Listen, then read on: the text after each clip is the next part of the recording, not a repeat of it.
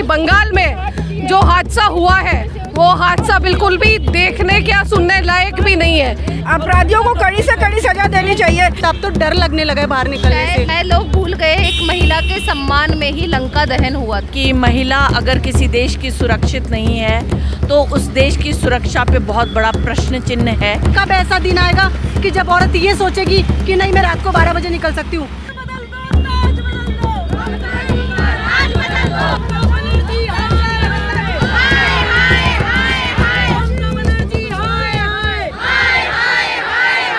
शुक्रवार 16 अगस्त को भारतीय जनता पार्टी के प्रदेश कार्यालय से बीजेपी महिला मोर्चा के नेतृत्व में एक कैंडल मार्च का आयोजन किया गया। इस मार्च का नेतृत्व बीजेपी महिला मोर्चा की प्रदेशाध्यक्ष डॉक्टर रक्षा भंडारी ने किया। इस मार्च का उद्देश्य पश्चिम बंगाल में महिलाओं के खिलाफ बढ़ते अत्याचारों के प्रति जागरूकता फैलाना और सरकार की निष्क्रियता के खिलाफ अपना विरोध दर्ज कराना था।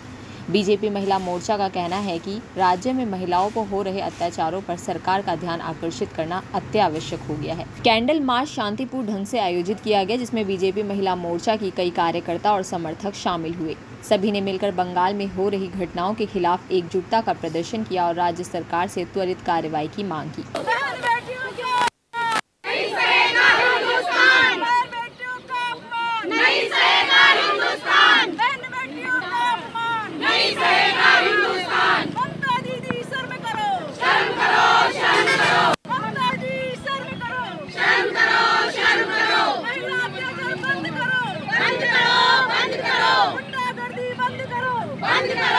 देखिए, आज हम सब बहनें यहाँ पर इकट्ठी हुई हैं और कैंडल मार्च कर रहे हैं। आज ये कैंडल मार्च हम इसलिए कर रहे हैं कि बंगाल में जो हादसा हुआ है वो हादसा बिल्कुल भी देखने या सुनने लायक भी नहीं है। कोरोना काल हमने देखा, कोरोना काल के अंदर डॉक्टर को भगवान का दर्जा दिया जाता था। आज हम कहते हैं कि बहन बेटियां इतनी आगे बढ़ रही है। आज कोई भी ऐसा काम नहीं है जो बहन बेटियां नहीं कर रही हो, लेकिन आज जब बंगाल को देख रहे हैं, बंगाल में लगातार ऐसी घटनाएं हो रही है और अब तो हद ही हो गई। एक महिला डॉक्टर के साथ पहले रेप किया जाता है और रेप के बाद उसका मर्डर कर दिया जाता है, और वो मर्डर भी इतना बुरी तरह होता है कि उसकी आंखों में कांच तक घुसा दिए जाते हैं।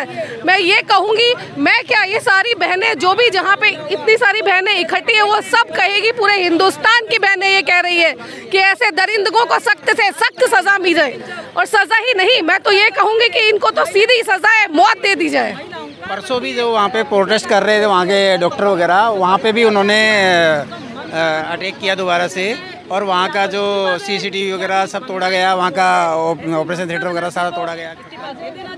अपराधियों को कड़ी से कड़ी सजा देनी चाहिए।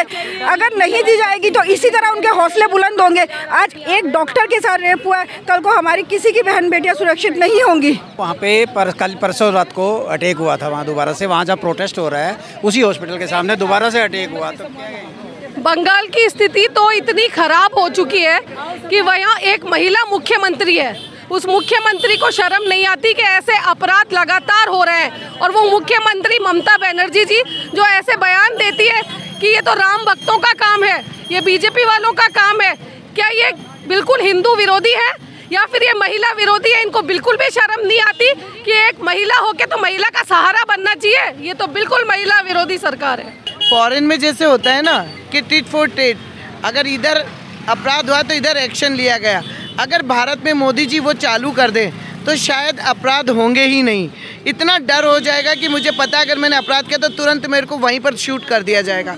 ये नियम जो है, मोदी रेप केस हो रहे हैं, आए दिन कुछ ना कुछ होता रहता है। अब तो डर लगने लगा है बाहर निकलने से। हम हमारे घर में महफूज नहीं है। शायद लोग भूल गए एक महिला के सम्मान में ही लंका दहन हुआ था। आज अगर देश पूरा एक हो जाएगा तो उन जो भी अपराधी हैं उनको ध्वस्त होने में समय नहीं लगेगा।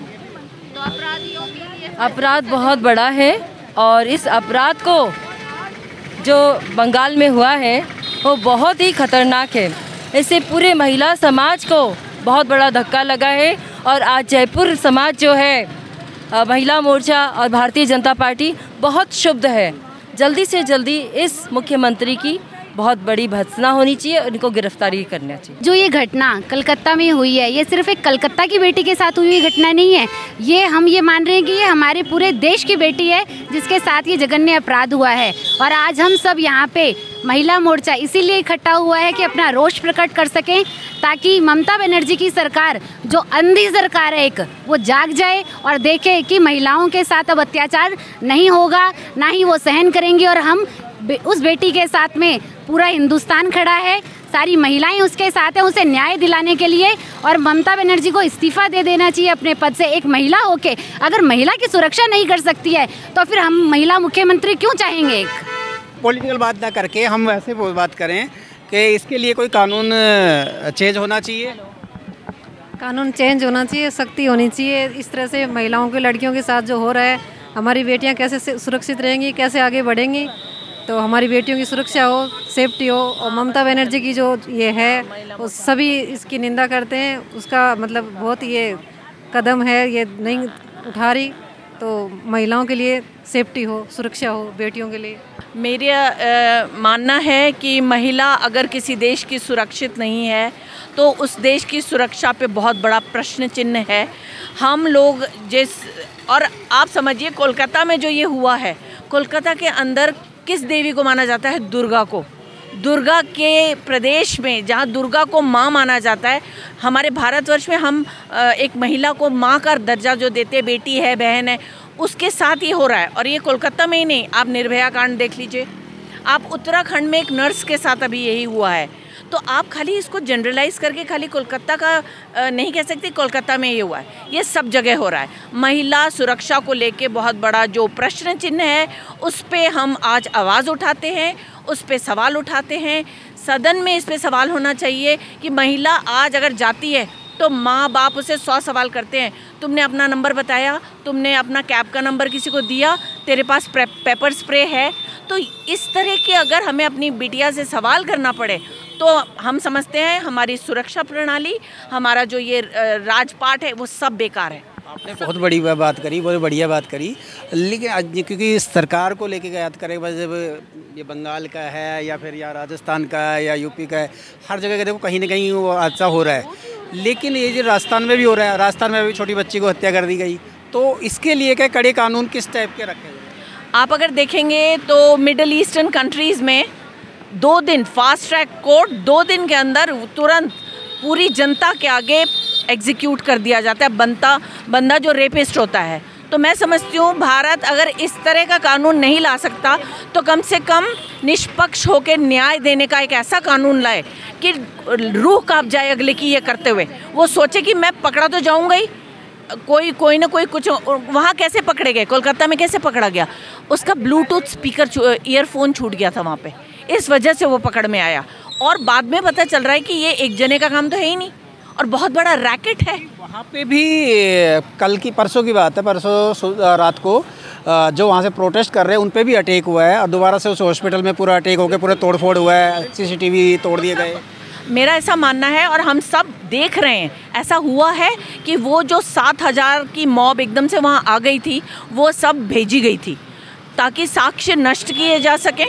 और जो उसके अगेंस्ट जो पकड़े जा रहे थे उनमें बहुत ऐसे बड़े बड़े लोगों के नाम आ रहे हैं जिनको छुपाया जा रहा है, कवर अप किया जा रहा है। अगर जैसे वहाँ की सरकार अगर नहीं कोई एक्शन लेता है, नहीं करता, तो उसका क्या ऑप्शन, फिर दूसरा ऑप्शन क्या रह जाता है? मैं समझती हूँ कि सेंटर को इंटरवीन करना चाहिए, क्योंकि एक सेंट्रल एजेंसी के पास ये केस जा चुका है, अब ये स्टेट के पास ये केस नहीं, CBI को सौंपा जा चुका है। कोर्ट ने फटकार लगाई है, हाई कोर्ट ने फटकार लगाई है कि बहुत हो गया, अब बस करो और ये कवर अप करना बंद करो। तो मैं समझती हूँ सेंटर को स्टैंड लेके एक एक्शन लेना चाहिए और उनको एक ऐसा मैसेज कन्वे करना चाहिए कि आइंदा अगर ऐसा कुछ हुआ, क्योंकि देखिए निर्भया जब हुआ था बड़े बड़े हेल्पलाइन बनाई गई और जने क्या क्या, उस लड़की का नाम कुछ और था, उसको निर्भया दे दिया गया। इनका नाम मौमिता है, इनको नाम अभया दे दिया गया। ये नाम रखने से क्या होगा? उनके साथ अन्याय हुआ है और विक्टिम जो है, जो क्रिमिनल है, उसको पेनलाइज करा जाना, एक जिसे कहते हैं ना, एक वो बनाया जाए, एक एविडेंस, एक एग्जाम्पलरी उनको सज़ा दी जानी चाहिए ताकि आइंदा आने वाले समय में ऐसा कुछ ना हो सके। लोगों की रूह कांपे ऐसा करने से। कहेंगे कि इनको रोको और बलात्कारियों को ऐसी सज़ा दो और ऐसी सज़ा दो ताकि दूसरे के अगर माइंड में कुछ चलता भी है ना, उससे चलने से पहले ही ख़त्म हो जाए। जैसे पहले हमारे सनातन धर्म में या घर में परिवार में एक संस्कार नाम की एक चीज़ होती थी, सबको सिखाया जाता था कि हमें कैसे ट्रीट करना बच्चों के साथ, लड़कियों के साथ कैसे, तो कहीं ना कहीं ये लगता नहीं वो सब दूर होता जा रहा है। बहुत दूर होता जा रहा है। लड़कियों को रोका जाता है, तुम कहाँ जा रही हो, किससे मिलने जा रही हो, नंबर दो, ये दो, पूरा लड़कियों को इस तरीके से रोका जाता है। इसमें कहीं ना कहीं कमी कहीं नहीं। रोको, लड़कों को भी तो रोको, उनसे भी तो पूछो बेटा तुम कहाँ जा रहे हो, किससे मिलने जा रहे हो, बच्चों के साथ में अच्छा बर्ताव करो। पड़ोस में जैसे पुराने लोग सिखाते थे, बहन बोलो, बेटी बोलो, अरे तो सोच को बदलो ना थोड़ा सा। जैसे जैसे पुराने लोग सोचते थे कि आस पड़ोस की बहन बेटियों को इज्जत देते थे, मान सम्मान देते थे, तो माँ बाप उनको शिक्षित करो, उनको समझाओ, उनको संस्कार दो। बेटियों पे ही रोक लगाने से कुछ नहीं होगा। बेटियों को रोक के रखते हो, उनको तुम अंदर रख लोगे, कितना अंदर रख लोगे। विक्टिम के अलावा जो उनके माँ बाप है, कहीं ना कहीं वो भी तो दोषी है। माँ बाप की यहाँ गलती नहीं है ना। जो डॉक्टर्स के साथ हुआ वो तो गलत नहीं है ना। डॉक्टर तो बहुत बड़ी थी, वो तो नहीं है इसमें, वो बच्चों की गलती है। कोई माँ बाप ऐसे अपने बच्चों को ऐसे थोड़ी कहे ना। पहली बार अगर उसका बेटा या कोई गलत काम करता है घर में, अगर अपने घर के खुद के बहन भाई को भी अगर कोई गलत तरीके से तेज आवाज़ में बोलता है, उसी समय अगर रोक दिया जाए तो शायद वो ज़िंदगी में कोई बड़ा काम ना करे। बिल्कुल बिल्कुल, मैं इस बात से आपकी सहमत हूँ कि जहाँ बच्चों पे रोक लगाई जाती है वहाँ पे बेटों पे भी रोक लगाओ, उनको भी समझाओ, उनको भी शिक्षित करो, उनको सिखाओ कि जी कहते हैं ना, राष्ट्रीय हमारा हिंदुस्तान, बहन भाई है, बहन बेटी है, बेटियों को इज्जत से देखो, तो वो चीज़ें भी बेटों को सिखाओ, वो बहुत ज़रूरी है, बहुत ज़रूरी है। बेटियों पे रोक लगा ले तो थोड़ा सा बेटों पे भी लगा लो, तो शायद वो भी सुधर जाएं, ताकि और लड़कियों के साथ में गलत ना हो। सारी औरतों को कब इंसाफ मिलेगा, कब ऐसा दिन आएगा कि जब औरत ये सोचेगी कि नहीं मैं रात को 12 बजे निकल सकती हूँ, नहीं मैं सुबह 10 बजे निकल सकती हूँ, नहीं मैं स्कूल जा सकती हूँ, नहीं मैं कॉलेज जा सकती हूँ, नहीं मैं कमा सकती हूँ, नहीं मैं इंडिया से बाहर जा सकती हूँ। कब वो दिन आएगा जब मुझे लगेगा कि मैं आज़ाद हूँ, देश आज़ाद है, लेकिन औरतें आज़ाद कहीं नहीं है। कब आज़ाद होगी मुझे बता दो मोदी जी, प्लीज़ इंसाफ दिला दो नरेंद्र मोदी प्लीज़। भाई पहले जैसे यूपी में ऐसा क्या होता है, रात को देर रात को लड़की नहीं जा सकती थी, नहीं घूम सकती, लेकिन आज खुलेआम वो पूरी रात है, दिन में कभी भी जा सकती है, उसको कोई डर नहीं है। तो क्या बाकी स्टेटों में ऐसा नहीं हो सकता?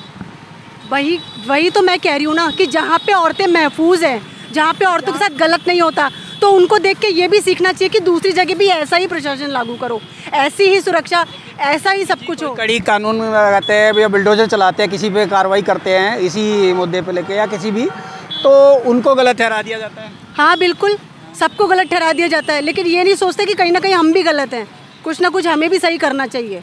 कानून को, प्रशासन को बदलने की बहुत ज़रूरत है। बेटियों को सुरक्षा देनी है, नाम से बेटियां सुरक्षित नहीं होगी। बेटी बचाओ बेटी पढ़ाओ, मैं तो ये कहती हूँ आने वाले टाइम पे मुझे लगता है बेटियों को पैदा ही नहीं करेंगे, क्योंकि डर लगने लगा है। पहले उनको पैदा करो, फिर उनको स्कूल भेजो, वहाँ डर, आस पड़ोस में देखो वहाँ डर, कमाने के लिए भेजो वहाँ डर, बड़ा करो वहाँ डर, शादी करो वहाँ डर। अरे तो बेटियों का डर कब ख़त्म होगा? डर लगने लगा है। प्लीज़ अगर बेटियों को पैदा करना है, उनको जन्म देना है, तो उनको बचाने का भी कोई ना कोई कानून ऐसा बनाओ ताकि बेटियों के साथ कभी भी ऐसा गलत ना हो, कभी भी ना हो, और वो अपने आप को सुरक्षित महफूज करे और ये सोचे कि हम आज़ाद हैं।